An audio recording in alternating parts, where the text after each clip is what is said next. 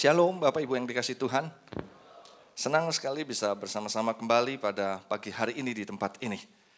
Pagi hari ini ketika saya mempersiapkan untuk apa yang disampaikan menjadi isi hati Tuhan, firman Tuhan, Tuhan ingatkan saya bahwa tidak terasa bahwa ini sudah bulan November.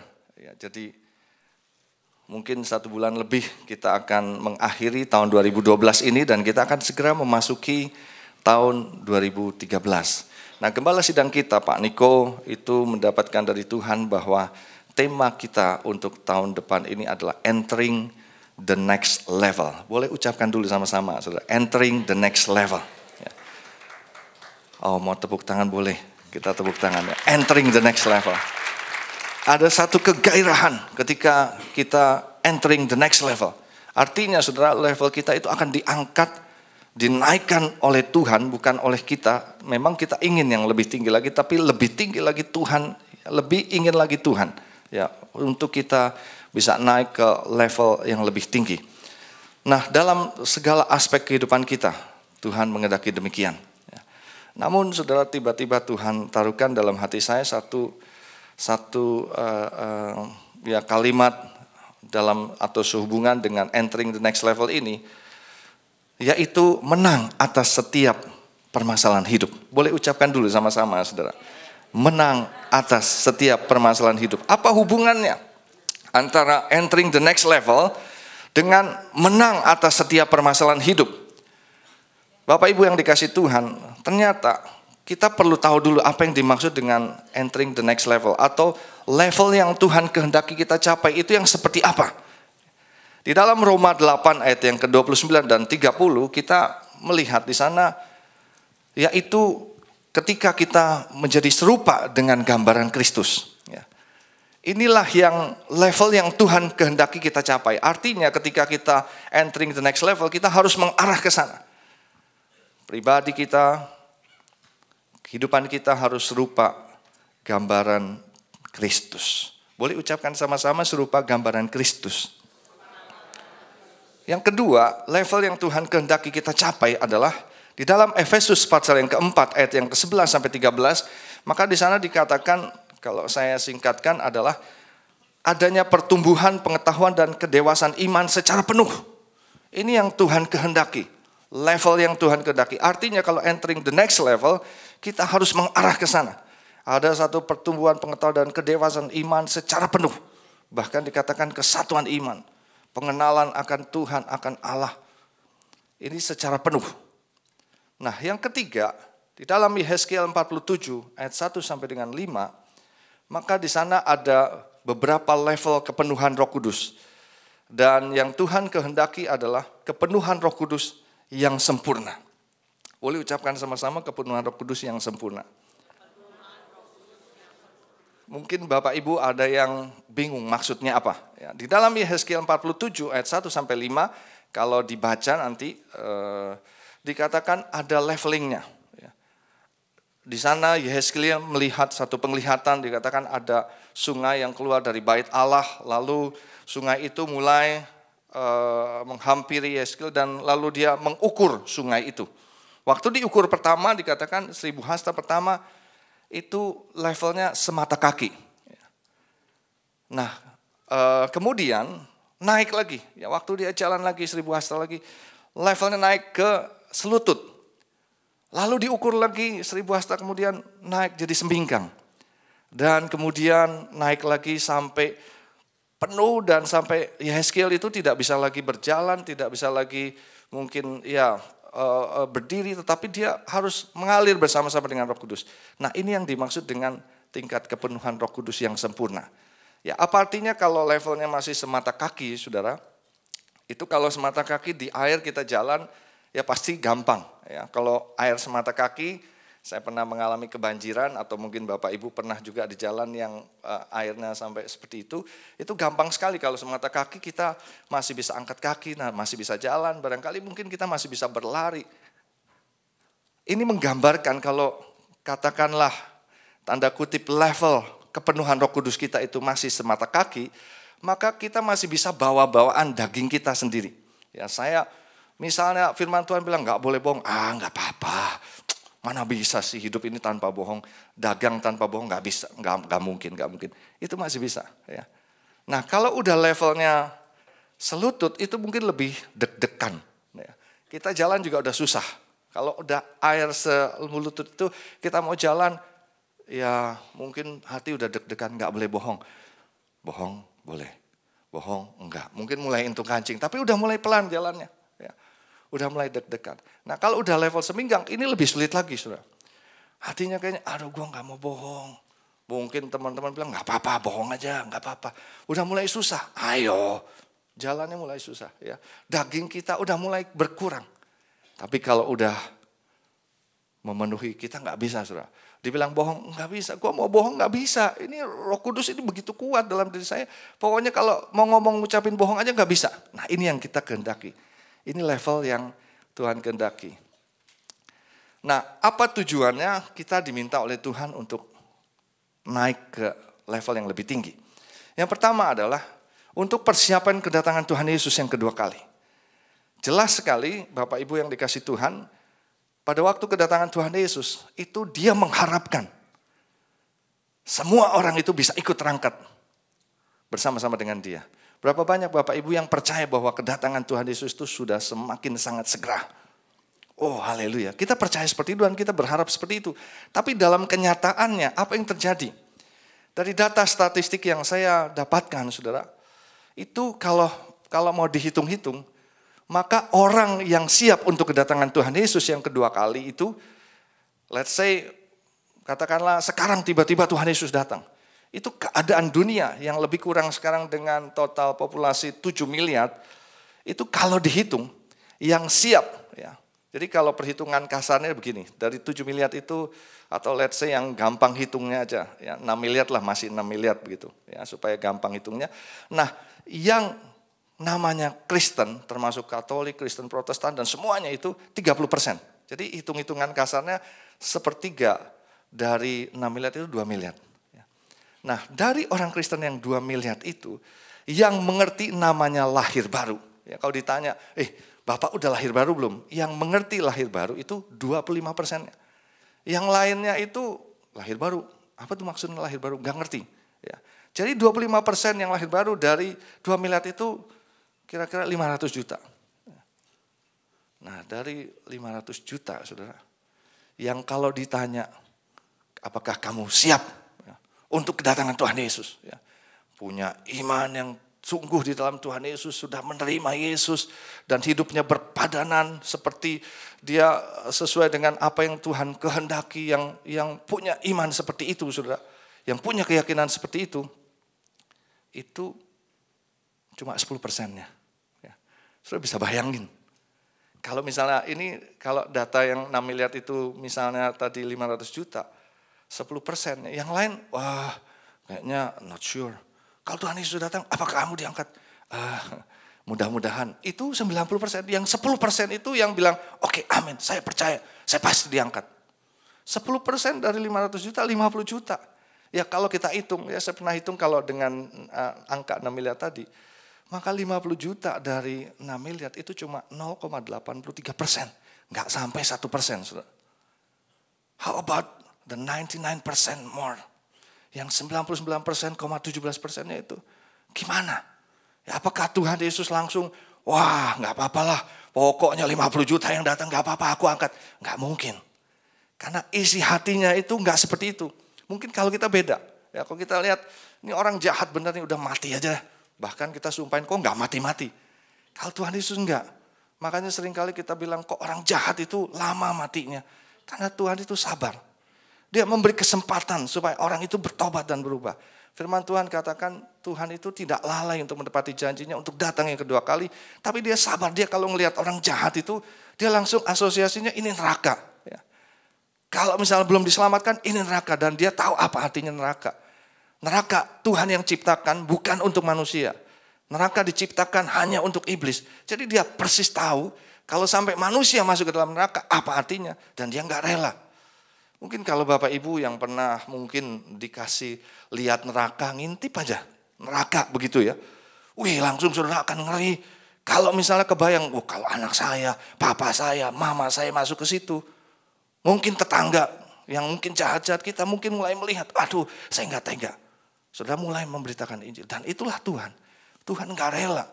Itu sebabnya dia berusaha supaya kita semua ini naik ke level yang lebih tinggi. Artinya supaya ya dari segi iman, dari segi segala sesuatunya itu naik. Ini sebabnya tujuan daripada next level supaya persiapan kedatangan Tuhan Yesus yang kedua kali.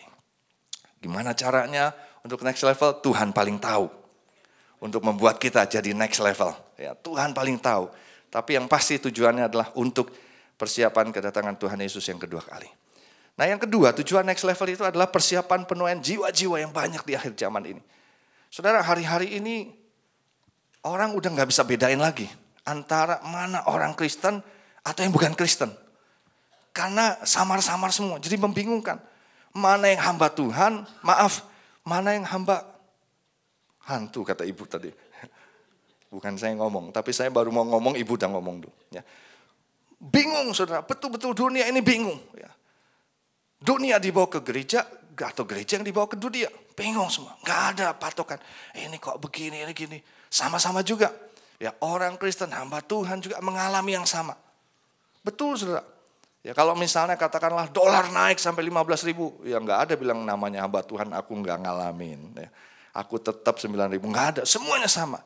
Resesi ngalamin, kalaupun misalnya ada tsunami, hamba Tuhan di mana-mana, waktu itu di Nias, mungkin di Aceh, semua kena juga semua. Tapi lalu apa bedanya, saudara? Levelnya tergantung. Hari-hari ini Tuhan tuh menghendaki, ketika kita mengalami sesuatu, mesti ada perbedaan. Orang Kristen sama-sama mengalami permasalahan, tapi mesti ada bedanya. Bedanya di mana? Kok dia bisa keluar dari permasalahan itu dengan baik? Kok dia bisa selesaikan masalah itu dengan baik.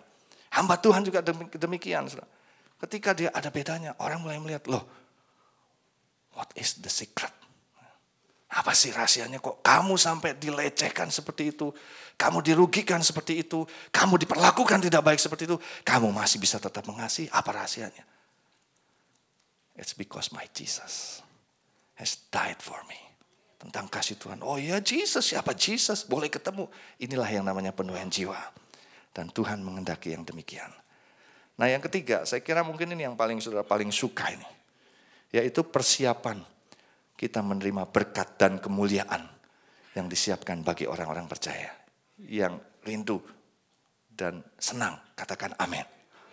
Wah, kalau udah berkat kemuliaan Tuhan ini. Tapi saudara, hari-hari ini kita perlu mengerti.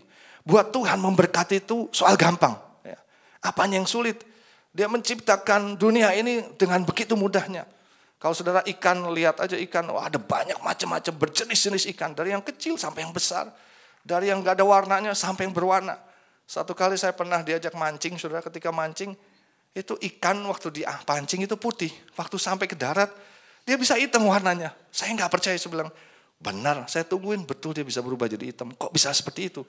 Itu kemahadahsyatan Tuhan, luar biasa. Ketika dia untuk memberkati kita, gampang sekali. Tapi masalahnya, apakah ketika dia berkati, ketika kemuliaannya itu dinyatakan, kita siap. Kadang-kadang kita nggak siap. Saya ingat udah mungkin puluhan tahun yang lalu, masih zaman-zamannya lotre, saudara. Lotre itu masih berhadiah 1 miliar. Ada orang yang dapat hadiah itu 1 miliar. Dia gila, betul-betul gila. Dia terima itu. Dia sepertinya kayaknya udah dapat segalanya. Dia langsung bilang, saya mau apa lagi ya? Nggak taunya cuman itu aja yang diingat. Ketemu orang, mau apa lagi? Ketemu orang, mau apa lagi? Ketemu orang, mau apa lagi? Ngomongnya cuma mau apa lagi, mau apa lagi. Nggak siap menerima kemuliaan Tuhan yang seperti itu. Berkat Tuhan yang seperti itu. Jadi hari-hari ini Tuhan memang izinkan kita untuk kita naik ke next level. Yang mengerti dan percaya boleh katakan amin. Nah ada satu oknum yang tidak senang untuk kita bisa naik level. Ya udah jelas itu namanya iblis. Katakan iblis.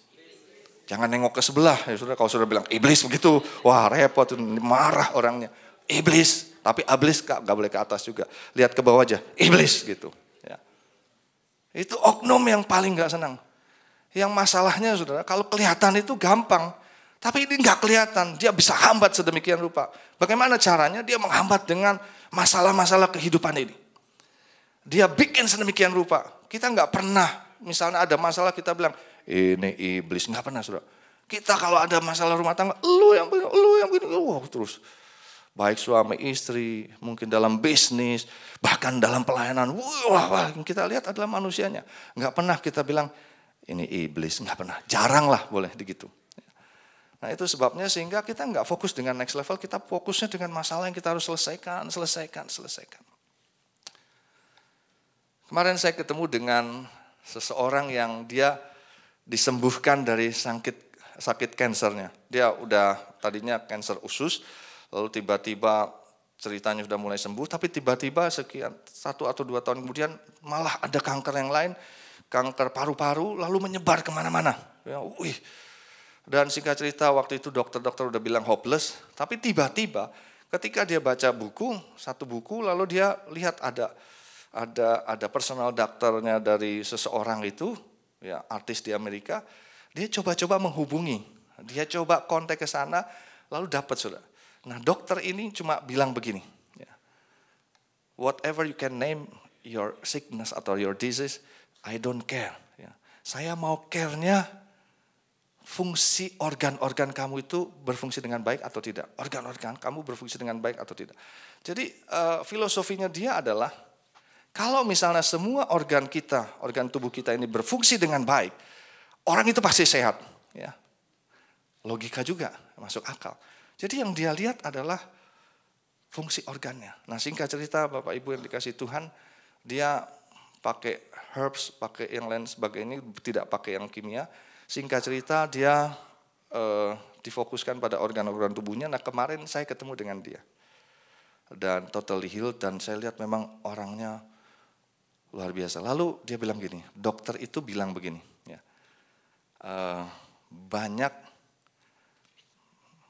mungkin ada banyak orang-orang yang bergerak di bidang kedokteran itu fokusnya pada disease care.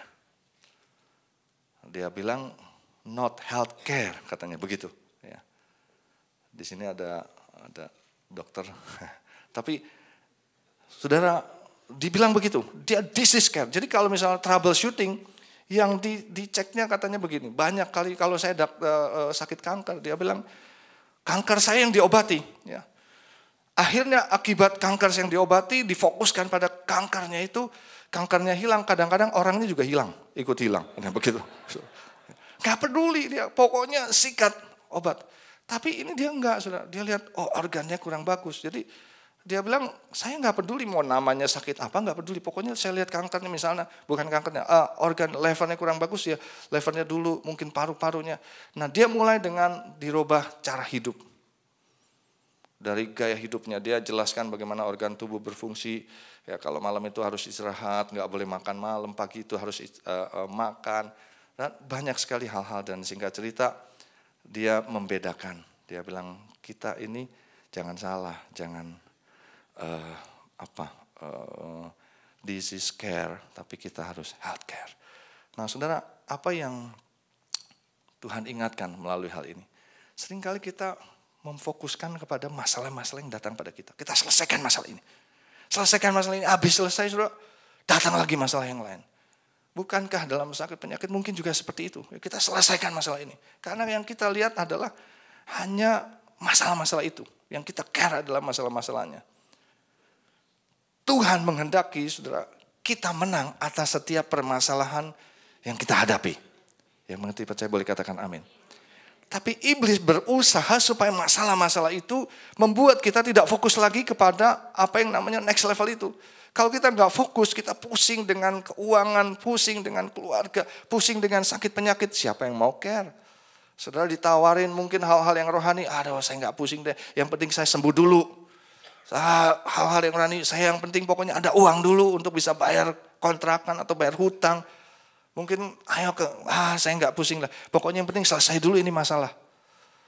Jadi iblis membuat kita berputar-putar. Tapi Tuhan menghendaki kita menang atas setiap permasalahan hidup yang kita hadapi. Amin. Nah bagaimana caranya? Tuhan ingatkan supaya kita mengerti siapa yang berada di balik masalah yang dihadapi. Ini penting. Ya.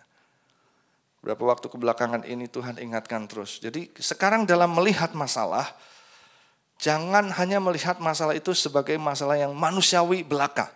Tapi harus lihat di balik setiap masalah itu. Sedikit banyak ada oknum di belakangnya. Nah yang kedua, kita harus mengerti bagaimana cara mengatasinya. Efesus 6 ayat 10 sampai 12 firman Tuhan kita baca bersama-sama. Efesus 6 ayat 10 sampai 12. Ini cara Tuhan untuk kita menang dan menyelesaikan setiap permasalahan yang kita hadapi. Kita baca sama-sama. 1, 2, 3. Akhirnya hendaklah kamu kuat di dalam Tuhan, di dalam kekuatan kuasa-Nya. Kenakanlah seluruh perlengkapan senjata Allah, supaya kamu dapat bertahan melawan tipu muslihat iblis. Kita baca sama-sama ya. Karena perjuangan kita bukanlah melawan darah dan daging, tetapi melawan pemerintah-pemerintah, melawan penguasa-penguasa, melawan penghulu-penghulu dunia yang gelap ini, melawan roh-roh jahat di udara. Ya. Saya sudah tuliskan di situ, mungkin bisa diklik. Ya. Jadi Bapak Ibu yang dikasih Tuhan, di balik setiap permasalahan, hari ini saya ingin mengajak kita untuk melihat sisi yang lain. Ya. Sisi yang lain. Dalam setiap permasalahan yang kita hadapi, firman Tuhan katakan perjuangan kita ini bukan melawan darah dan daging. Jadi hal-hal permasalahan manusiawi bukan semata-mata itu disebabkan oleh hal-hal yang atau manusia yang bersifat darah dan daging. Tapi di balik itu semua, iblis menggunakan manusia itu. Yaitu pemerintah-pemerintah, penguasa, penghulu-penghulu dunia yang gelap dan roh-roh jahat. Di balik itu. Ya. Mungkin banyak orang yang belum terbiasa dengan hal ini. Ya. Seorang yang biasa memecahkan permasalahan dengan proses decision making, itu pasti dia hanya sebatas yang di pikiran saja, yang bisa dipikirkan, yang nggak masuk pikiran. Nah hari ini saya ingin mengajak kita, ya. Karena firman Tuhan jelas sekali. Nah apa yang harus dilakukan? Dikatakan tetap kita harus berada di dalam Tuhan. Katakan sama-sama tetap berada di dalam Tuhan. Ketika kita tahu bahwa di balik setiap permasalahan itu ada kuasa-kuasa kegelapan, ada roh-roh jahat di udara, maka kita nggak bisa menghadapi dengan manusia juga. Karena iblis itu dia sudah ada sejak sekian lama. Bahkan sejak penciptaan Adam dan Hawa. Wah kalau kita hitung ke belakang itu betapa hebatnya dia. Udah gitu saudara, dia itu nggak kelihatan, dia sifatnya roh, udah pasti menang. Kalau saudara lihat film-film silat atau film apa, kalau jagoannya bisa ngilang gitu, saudara, udah pasti menang. Ya. Ketika musuhnya nyari-nyari bingung, tiba-tiba lagi nengok ke sini, kepalanya diketok. Ya. Pokoknya kalau yang nggak kelihatan itu menang. Ya. Nah iblis juga begitu, dia kasih lemparin mainan tanda kutip masalah itu pusing-pusing. Nah, jadi kalau kita hanya mengandalkan kepikiran manusia, pengalaman kita, atau orang-orang lain yang menjadi backingan kita, apapun juga, siapapun dia. Orang yang punya kedudukan tinggi, kepandaian, yang punya popularitas, saudara, siapapun dia, itu enggak cukup. Tapi perhatikan baik-baik, Tuhan bisa pakai mereka. Bukan berarti kita enggak minta pertolongan manusia, Tuhan bisa pakai. Tapi kalau kita menggantungkan itu kepada manusia, itu manusia bisa mati, manusia bisa mengecewakan, termasuk pendeta. Saudara telepon, Pak, ini jam 3 pagi, bisa datang gak ke tempat saya? Mungkin kalau dengan kedagingan saya bilang, udahlah saya doain di telepon aja, saudara tersinggung langsung. Bukannya datang. Ya. Apalagi saudara kalau ya mungkin saudara butuh pertolongan lalu gak bisa ditolong, rasanya manusia bisa mengecewakan. Tapi kita harus melihat dari sisi Tuhan. Ya. Kita harus tetap berada dalam Tuhan, artinya tetap mengandalkan Tuhan. Nah yang kedua, kita harus melihat sekali lagi sasaran kita bukan manusia. Kalau saudara sedang terjadi keributan antar suami istri ya, di dalam rumah tangga, jangan lihat istri saya begini, suami saya begini, anak saya seperti ini. Jangan lihat masalah pribadinya. Saudara.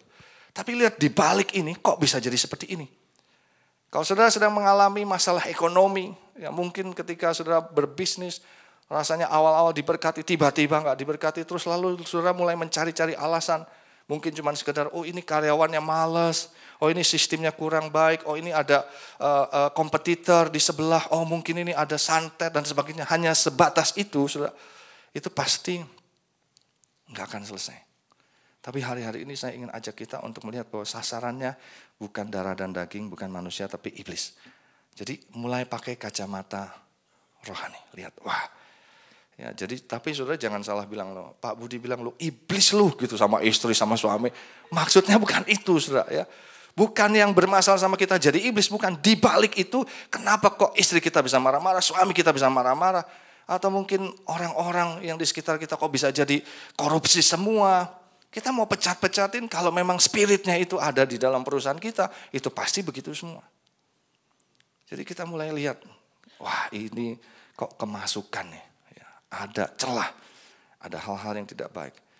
Nah yang ketiga, Tuhan katakan tadi, karena itu kita harus kenakan seluruh perlengkapan senjata Allah. Ya. Boleh ucapkan sama-sama, kenakan seluruh perlengkapan senjata Allah.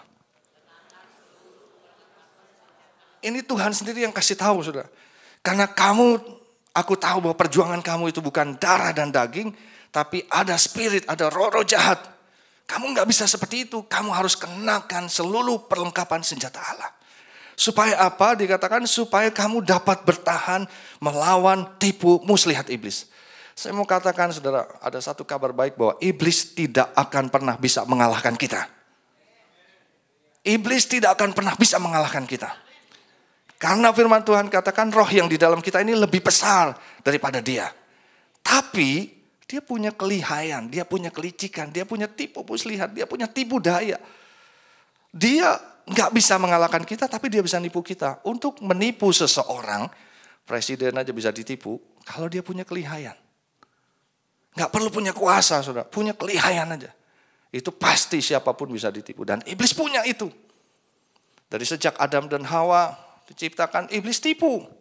Dan bagaimana cara nipunya dia paling tahu. Adam dan Hawa pada waktu diciptakan tuh dia rasanya tuh hebat banget. Wah dekat sama Tuhan, kenal firman Tuhan. Lalu iblis cuma ngutik-ngutik sedikit. Ya. Adam itu dan Hawa itu hafal sekali firman Tuhan. Yang mengatakan semua pohon dalam taman ini boleh kamu makan buahnya. Kecuali pohon pengetahuan yang baik dan jahat, kamu tidak boleh makan buahnya. Dia hafalin, saudara. Tapi iblis datang dengan satu tipu daya.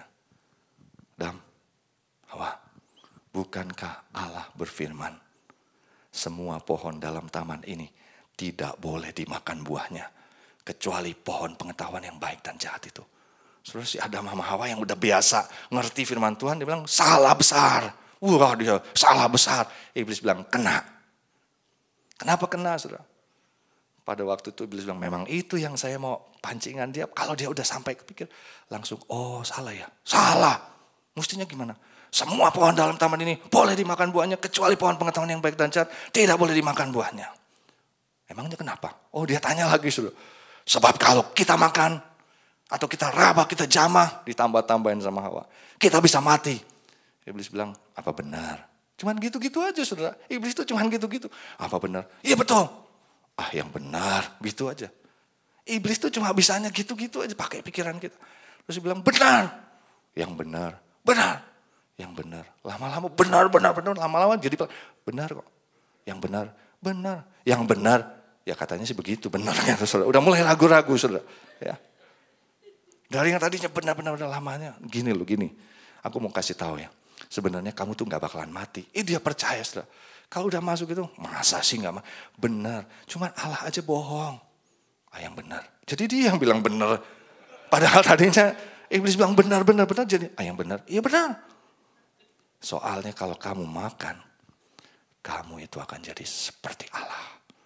Kamu punya kuasa, kamu punya oh ya, wah sudah ke bawah, kalau udah ke bawah seperti itu ya, habis. Ya. Dia Adam dan Hawa kalau saudara lihat, itu diciptakan dengan penuh kuasa. Ya. Semuanya dikasih kuasa sama Tuhan, tapi kok cuma tipu daya iblis bisa seperti itu. Habis.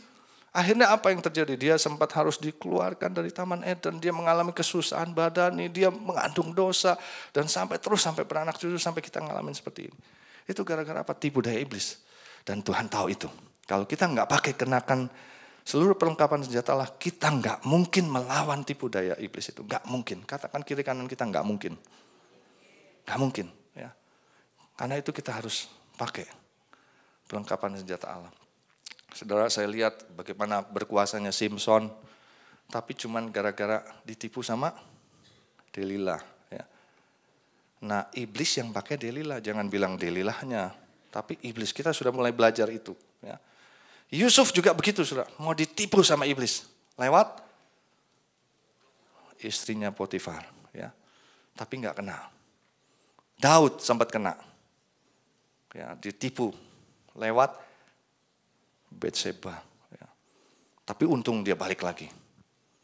Nah, hari ini Tuhan ingatkan untuk itu, coba kita kenakan seluruh perlengkapan senjata Allah. Saudara, saya pengen menampilkan gambar-gambar bagaimana Daud melawan Goliat, ya, supaya sudah tahu ini Daud lawan Goliat. Ini gambar yang saya dapatkan beberapa, ada yang menggambarkan seperti ini. Tapi kita lihat iblis, ya, yang dalam bentuk Goliat itu pakai perlengkapannya dibandingkan dengan Daud. Coba gambar yang lain. Ya. Sebelumnya, ini dia. Ini lebih ekstrim lagi. Goliatnya gede banget, saudara. Itu perisainya, kalau dibandingin Daud kalah. Nah, ini sama juga. Coba lihat lagi yang lain. Wah, ini ada yang gambarin seperti ini. Ya, pada waktu akhirnya Daud pakai katepelnya, pakai umbannya, Goliat kena juga. Terus lagi coba, dia lihat itu perisainya. Lagi, akhirnya dia menang. Ya. Kalau dibilang Daud gak pakai perlengkapan senjata Allah gitu. Nah, kalau Tuhan bilang perlengkapan senjata Allah itu apa yang dimaksud? Dalam Efesus pasal yang ke-6, saudara, ayat yang ke-13 dan sampai ke-18 itu ada perlengkapan senjata Allah yang Tuhan maksudkan. Ya. Ini beberapa saudara mulai catat dan mungkin saudara pahamin ini yang harus kita lakukan. Yang pertama dikatakan berdiri tegap, boleh ucapkan sama-sama, berdiri tegap. Apa artinya berdiri tegap? Dalam menghadapi setiap permasalahan, Tuhan minta kita supaya menghadapinya dengan keberanian. Ya, bersama Tuhan, karena mengerti dan menyadari bahwa Tuhan bersama-sama dan ada di pihak kita. Saudara, kalau lihat gambar Daud sama Goliat tadi itu, saudara, itu gambaran, ya boleh dikatakan mungkin hampir sebenarnya seperti itu. Bagaimana Daud menghadapi Goliat itu. Dia nggak ada takut-takutnya sama sekali. Bukan dia sombong, dia bukan kayaknya ada sesuatu yang, ini, enggak. Tapi dia menyadari bahwa Tuhan bersama-sama dengan dia. Kalau saudara lihat gambarnya, itu tentara-tentara Israel, Saul sebagai raja, mungkin rakyatnya pada ketakutan semua menghadapi si Goliat ini yang tingginya itu 2,8 meter. Ya, perisainya itu kira-kira 57 kilo, saudara, perisainya. Ya, untuk angkat perisainya aja, Daud pasti nggak kuat. Ya, bagaimana ujung mata tombaknya itu 5,7 kilo. Ujung mata tombaknya itu 5,7 kilo. Kalau udah nancep ke Daud itu udah nggak habis, nggak ada cerita lagi dia. Nah, bagaimana seperti itu? Tapi dia berdiri tegap. Ya, dia melihat Goliat itu sebagai pribadi yang nggak ada takut-takutnya. Bagaimana mungkin Daud yang sendirian, sedangkan Saul dengan tentara dan rakyatnya itu ketakutan. Ya, karena dia berdiri tegap ini. Ya, berdiri tegap bukan dalam arti yang sebenarnya saya katakan bukan seperti gini berdiri tegap. Tapi berani menghadapi setiap permasalahan apapun juga yang datang kepada kita. Artinya sudah kita tidak cengeng, kita Tuhan kenapa begini? Kenapa saya ngalamin seperti ini Tuhan? Kan saya sudah melayani, saya sudah nyumbang, saya sudah kenapa? Enggak begitu sudah. Ya. Tapi kita sudah mulai tahu ini next level. Ya. Yang kedua, saudara, Tuhan ingatkan kita harus kenakan ikat pinggang kebenaran. Apa yang dimaksud dengan ikat pinggang kebenaran? Ketika saya renungkan apa yang Tuhan maksud. Tuhan bilang begini, dalam setiap permasalahan coba koreksi diri. Ya. Cek apakah ada ketidakbenaran dalam hidup kita. Khususnya dalam kaitan dengan Tuhan. Ada yang gak benar hidup kita ini. Ya, masih dalam mulut kita, masih. Saudara, terus terang keselamatan itu memang hanya di dalam Tuhan Yesus. Ya. Ketika kita percaya kepada Tuhan Yesus itu kita betul-betul selamat. Tapi kalau kita mengalami kehidupan yang tidak sesuai dengan firman Tuhan, itu dampaknya di dunia ini. Ya, kita nggak akan mengalami perlindungan Tuhan, kita nggak akan mengalami pertolongan Tuhan, kita nggak bisa mengalami itu. Itu sebabnya Tuhan ingatkan, coba cek ikat pinggang kebenaran. Kalau sampai enggak ada, artinya ada ketidakbenaran, cepat minta ampun sama Tuhan. Kalau Tuhan ingatkan. Saya percaya mungkin ketika saya sampaikan ini ada yang diingatkan. Iya loh, ikat pinggang kebenaran saya enggak ada. Atau mungkin ada yang kegedean, kedodoran. Ya. Coba dicek. Kalau misalnya memang ada, cepat minta ampun, selesaikan. Yang ketiga Tuhan ingatkan yaitu kita harus kenakan baju sirah keadilan. Nah, apa artinya ini? Tuhan ingatkan kita harus adil dalam melihat permasalahan dari dua sisi atau dua pihak. Dalam setiap permasalahan itu pasti ada dua sisi. Enggak ada saya sendiri tiba-tiba, saya ngalamin masalah, enggak mungkin. Ya. Saya lagi jalan jatuh ke sana, bluk, itu dua pihak. Ya. Siapa nih yang taruh di sini? Itu kan pihak lain. Ya, sampai saya jatuh. Saya mengalami permasalahan mungkin dalam keluarga, dalam ekonomi, itu pasti ada pihak lain. Nah Tuhan minta kita pakai baju sirah keadilan. Artinya coba cek bukan hanya orang lain yang salah terus. Tapi coba lihat dari sisi kita mungkin ada salah. Ada pernikahan-pernikahan yang tidak bahagia ketika dia merenungkan, dia baru menyadari iya. Dulu sebetulnya papa saya atau mama saya udah bilang jangan. Tapi saya langgar terus. Dan akhirnya ngalamin kayak gini, gak bahagia. Nah itu salah satu sisi di mana dia menyadari. Waktu dia menyadari dia bilang, aduh saya salah. Yang keempat, Tuhan ingatkan supaya kita pakai kasut kerelaan memberitakan Injil damai sejahtera. Apa artinya ini? Tuhan ingatkan supaya kita rela dan mau berdamai dengan pihak yang bermasalah dengan kita. Bagaimana caranya? Minta maaf. Meskipun kita merasa tidak ada salah. Wah, ini agak berat mungkin. Sudah makin hari makin tegang karena harus minta maaf itu enggak gampang. Ya. Itu sebabnya Tuhan katakan ini merupakan kasut kerelaan memberitakan Injil damai sejahtera.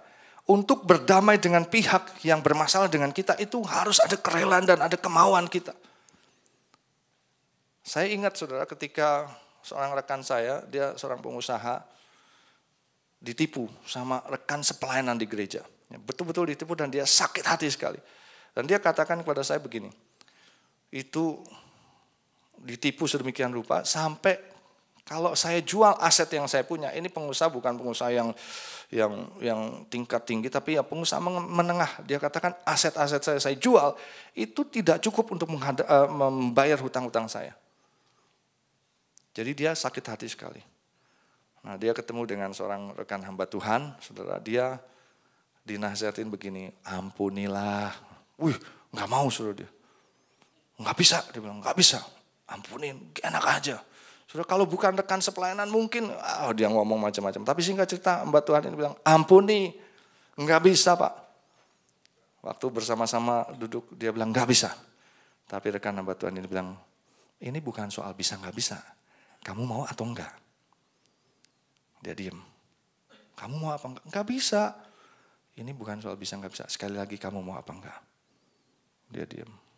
Ya udah, karena begitu. Waktu dia bilang ya udah, disuruh ikutin doa. Tuhan, saya ampuni. Waktu dia mau bilang ampuni itu rasanya susah sekali. Waktu dia bilang ampuni, saudara dia bersaksi, waktu saya bilang ampuni, itu seperti kayak sumbat yang menekan, yang menutup, seperti sumbat botol yang terlepas dan dia rasanya plong sekali. Dia bilang, haleluya, saya bisa ucapin juga. Ini butuh kerelaan dan kemauan. Meskipun orang itu nggak bersalah sama kita. Saudara mungkin bilang, gimana sih Pak, orang saya nggak salah, terus saya suruh minta maaf. Gimana saya minta maafnya? Tuhan ingatkan begini, kalau kita nggak salah, saudara, orang lain salah. Ini contoh misalnya, orang lain ngutang sama kita nggak bayar. Ya, kita marah, kita kesel. Lalu saya suruh minta maaf, gimana minta maaf? Masa saya bilang, minta maaf ya, apa yang saya mau minta maafin? Dia yang nggak bayar sama saya, dia merugikan saya. Tuhan ingatkan gini, minta maafnya gini. Sorry, saya minta maaf. Gara-gara hal ini, hubungan kita jadi nggak baik. Sorry, saya minta maaf. Gara-gara hal ini sebetulnya saya jadi kesal sama kamu. Saya jadi gak mau bergaul lagi sama kamu. Sorry. Itu saudara. Walaupun kita gak salah. Tapi kita udah terganggu dan itu yang kita minta maaf. Dan di mata Tuhan, saya mau katakan inilah salah satu kunci di mana Tuhan akan menyelesaikan setiap permasalahan kita. Kalau saudara perhatikan firman Tuhan, saudara, itu kalau masalah hati ini belum beres, Tuhan tuh susah memberkati. Di firman Tuhan dikatakan kalau kita mau mempersembahkan sesuatu kepada Tuhan, baru mau mempersembahkan, tapi teringat dalam sesuatu hati, dalam hati kita ini, apa yang terjadi dalam hati orang lain itu kita diminta diberesin dulu. Ini baru mau mempersembahkan. Tuhan bilang, saya gak mau terima, kamu beresin dulu sama yang dia. Untuk mempersembahkan aja Tuhan gak mau terima, apalagi ketika kita memohon. Tuhan katakan kalau masih ada, beresin dulu. Ayat yang lain berkata kalau kamu lagi mau berdoa tiba-tiba teringat juga. Apa yang orang lain lakukan pada kamu lalu kamu gak bisa ampuni. Ampuni dulu sebab kalau enggak Bapamu di surga juga gak bisa ngampunin kamu. Jadi erat sekali hubungan ini. Ketika kita belum diberesin ini saudara. Itu Tuhan itu seperti kayak terhambat gak bisa nolong. Masalahnya bukan soal bisa gak bisa. Mau apa gak mau. Ketika dia bilang, oke, saya mau. Pokoknya gak usah mikir-mikir, saya ampuni. Tapi jangan lip service, keluar dari hati. Tuhan, saya ampuni orang yang bersalah kepada saya itu. Atau saya minta ampun kepada orang yang bersalah, minta maaf. Beres. Ini yang namanya kerelaan. Di mana Injilnya? Injilnya adalah ketika saudara minta maaf. Lalu orang akan bilang begini, dia saya jahatin, dia masih bisa berbuat baik sama saya. Salut saya. Ini Injilnya. Damai. Saudara percaya. Saya sudah ngalamin banyak mengenai hal ini. Dan apa yang saya lakukan? Damai. Dan buat Tuhan gampang. 1 Korintus 6 ayat yang ke-7 firman Tuhan katakan begini. Adanya saja perkara di antara kamu seorang dengan yang lain telah merupakan kekalahan bagi kamu. Mengapa kamu tidak lebih suka menderita kerugian? Mengapa kamu tidak lebih suka menderita ketidakadilan? Saya sudah ulangi berkali-kali ayat ini. Buat saya ini adalah ayat yang merupakan kebodohan. Ya. Kok saya disuruh pilih kalau ada nuntut ganti rugi dan diperlakukan dirugikan. Saya disuruh pilih seolah-olah dirugikan. Kalau ada diperlakukan tidak adil dan menuntut keadilan seolah-olah saya harus pilih diperlakukan tidak adil. Ini enggak benar menurut saya. Tapi waktu saya seolah-olah komplain sama Tuhan, Tuhan cuma bilang, kalau kamu diperlakukan tidak adil, kamu diperlakukan atau dirugikan, aku tahu enggak kata Tuhan. Wah, waktu Tuhan nanya gitu sudah saya malu. Saya bilang, tahu Tuhan. Jadi gimana? Saya diam saudara. Ya benar juga sih kalau saya dirugikan, diperlakukan tidak adil, saya enggak balas, Tuhan tahu. Nah kalau Tuhan tahu, apakah Tuhan diam-diam? Tuhan enggak akan diam. Dia tahu anaknya diperlakukan tidak adil, aku yang akan bela. Tapi sebaliknya saudara ketika kita nuntut ganti rugi, kita nuntut keadilan, Tuhan bilang ya sudah beresin aja, beresin kacau kitanya. Tuhan gak bisa bela. Dan akhirnya kita jadi masalah sama orang itu, kita jadi harus minta maaf dan itu berat sekali. Akhirnya kita gak minta maaf. Itu sebabnya saudara saya punya prinsip sekarang. Mau dirugikan apa saja, mau diperlakukan tidak adil apa saja, saya gak peduli. Saya lebih susah. Harus minta maaf sama orang. Wah itu gak gampang. Itu sebabnya gak apa-apa kalau dirugikan. Ya, diperlakukan tidak baik. Gak apa-apa lah. Itu masih lebih enteng buat saya. Tapi kalau udah sampai jadi masalah. Dan kamu harus minta maaf. Waduh itu butuh tenaga, kekuatan, pengurapan yang ekstra. Untuk bisa jalan seperti itu. Betul. Jadi saya bilang daripada saya begitu. Mendingan let it happen. Atau mungkin saya diperlakukan. Sudah percaya saya. Ya. Kalau saudara lakukan ini, cuma ngomong, ya. Mungkin saudara cuma cukup BBM aja, SMS, maaf ya, sorry ya. Dia langsung kaget saudara, seperti kayak ditumpukin bara api di kepalanya. Saya yang salah. Dia pasti akan bilang gitu. Sorry, cuman gitu aja. Dan Tuhan akan bekerja dengan lebih lagi. Yang berikutnya saudara, Tuhan bilang pakai perisai iman. Apa yang dimaksud dengan perisai iman? Dalam setiap kondisi dan keadaan tetap terus percaya dan tidak goyah bahwa Tuhan sanggup dan mau menyelesaikan permasalahan yang dihadapi. Inilah perisai iman, saudara. Mau digoyahkan gimana? Enggak. Tapi kamu benjolannya makin besar. Enggak, pokoknya saya tetap percaya. Tapi utang kamu makin banyak, tetap percaya. Masalah kamu makin besar. Enggak, pokoknya saya tetap percaya. Ini perisai iman, saudara. Artinya mau diapain? Ya perisai itu kan yang tameng itu. Teng. Mau dibilang apa saja. Teng. Pokoknya tetap. Ya. Saya pokoknya tetap percaya. Ini orang yang bilang gila. Ya. Benar-benar gila. Tapi itulah yang terjadi dengan Abraham, dengan Daud, dengan semua hamba-hamba Tuhan yang ada. Saya membayangkan saudara kalau kita sedang dalam kondisi yang seperti itu. Terus Tuhan lihat dari surga, dia gak akan tega ngeliatin anaknya itu diejek-ejek. Mana katanya Tuhan, mana katanya hebat, mana katanya Tuhan itu luar biasa baik. Oh dia tetap enggak, pokoknya saya tetap percaya. Waktu Sadrah, Mesa, Abednego, dia mau dimasukin ke dalam dapur api yang menyala-nyala, disuruh nyembah patung. Itu masalah besar, kalau gak nyembah patung, masuk dalam dapur api yang menyala-nyala. Saudara, dia gak bilang dengan kesombongan, gak apa-apa, bakar aja, saya gak bakalan mati. Oh dia gak begitu saudara. Dia bilang begini, sorry, apapun juga yang terjadi sama saya, kalau saya disuruh nyembah patung itu, saya nggak bisa. Ya. Karena saya tahu, kalaupun dia tidak menolong, dia tetap Allah yang dahsyat, Allah yang luar biasa. Dan saya harus menyembah dia saja. Apa yang terjadi? Kesel, saudara, raja kesel, yang orang kesel, dipanasin 7 kali lipat. Daripada biasanya sampai orang yang mau bawa tubuhnya Sadrah, Mesa, Abednego itu kebakar mati. Waktu dilemparkan saudara, ada 3 orang yang dilemparkan. Saya nggak tahu waktu itu mungkin dapur apinya berupa kaca. Raja bisa lihat, kamu masukinnya nggak salah 3 atau 4. 3 raja, yang benar 3. Kok saya lihat ada 4?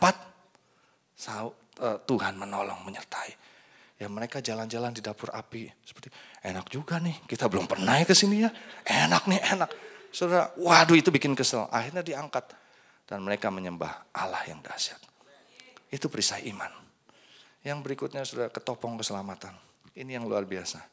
Tuhan ingatkan, pakai ketopong keselamatan. Artinya mengerti dan menyadari bahwa kita ini adalah orang-orang yang telah ditebus dan diselamatkan oleh Tuhan. Yang menjadi pribadi yang sangat dikasih oleh Tuhan. Dalam setiap permasalahan saudara, kita harus mengerti bahwa Tuhan itu tidak akan pernah membiarkan, dan jangan bilang Tuhan gak sayang sama kita. Kadang-kadang kita gak ngerti persoalan itu. Tapi kita perlu yakin begini, kalau Tuhan telah menebus saya, hari ini ada perjamuan kudus. Tuhan telah menebus saya dengan darahnya yang mahal. Dengan tubuhnya, dengan pribadinya. Dia sampai mau turun dari surga, hanya untuk saya dan saudara. Masa soal persoalan gini aja dia gak tolong? Oh saya gak percaya itu. Saudara harus melihat bahwa ini ketopong keselamatan. Tuhan tuh sangat sayang sama kita. Sangat sayang. Inilah ketopong keselamatan. Kita ingat keselamatan yang dari Tuhan.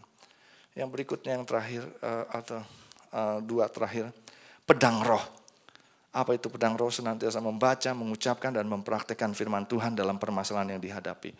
Saudara dari 1 sampai 6 itu udah bagus. Tapi kalau gak ada firman Tuhan, ya kita kadang-kadang ragu juga. Mana katanya Tuhan baik, mana? Oh saudara, kalau ada firman Tuhannya kita bisa bilang begini.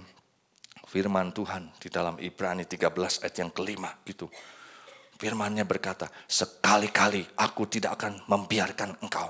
Sekali-kali aku tidak akan meninggalkan engkau. Pokoknya Tuhan bersama-sama dengan kita. Ya. Wah kamu gak bakalan tahan.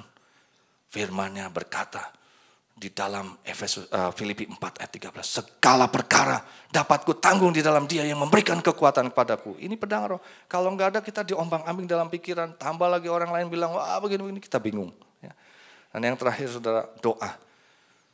Doa itu adalah komunikasi yang terus-menerus dengan Tuhan dalam pribadi ataupun korporat untuk mendapatkan arahan, tuntunan, hikmat, pencerahan dari Tuhan dalam pemecahan permasalahan yang dihadapi. Ya. Semakin saudara punya masalah, semakin harus saudara datang ke gereja dan berdoa. Ya. Jangan sebaliknya, datang nggak ke gereja lagi banyak masalah, sebaliknya salah itu. Ya. Kok kamu sering ke gereja? Ya lagi banyak masalah nih soalnya, gitu. Itu benar. Ya. Kalau dibilang jadi gereja dipenuhi dengan orang-orang bermasalah, itu baru benar saudara. Ya. Karena Tuhan datang untuk menyelamatkan yang terhilang. Hari ini saya sudah sampaikan apa yang menjadi isi hati Tuhan. Biarlah kita menjadi orang-orang yang senantiasa menang dalam kehidupan, permasalahan kehidupan yang datang kepada kita. Ya, iblis sekali lagi tidak akan pernah bisa mengalahkan kita. Karena roh yang ada dalam kita ini lebih besar dari roh yang ada dalam dunia. Iblis hanya bisa menipu, menyiasati, memperdaya kita. Jangan berkata kepada Tuhan, saudara. Jangan berkata kepada Tuhan, Tuhan, masalahku besar. Ya. Tapi katakanlah kepada masalah, Tuhanku besar. Amin. Haleluya. Mari kita naik ke level yang lebih tinggi dengan menang terhadap permasalahan yang kita hadapi. Amin.